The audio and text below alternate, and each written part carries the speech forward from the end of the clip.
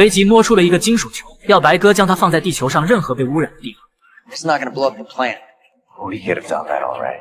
白哥把金属球带了回去，其他科学家觉得不能听阿凯亚的话，去冒这个险，但白哥却认为，要是对方真的想危害人类，没必要多此一举。最终，所有科学家都同意了白哥的想法，并选择了一个废弃的核场。这里因为发生过核泄漏，方圆百里的动物都死绝了，用来试验金属球最适合不过。观看精彩的影片需要一台好的设备，转转上的二手笔记本就很划算。我这台联想小星人14比新款便宜了1000多，最近又在他家买了台 iPhone 14，也才3300，系统用起来丝滑流畅。关键是转转官方验的数码产品都经过多轮检测，跟新机一样支持1年质保，买二手上转转就对了。随着白哥一声令下，金属球落入了核废水中，紧接着，在所有科学家紧张的目光中，方圆百里的大地震动起来，一道绿色的浓雾开始升起。下一秒，浓雾如风暴般朝四周扩散，以为是某种有毒气体，众人赶紧趴地上躲避。不曾想，等绿雾散去后，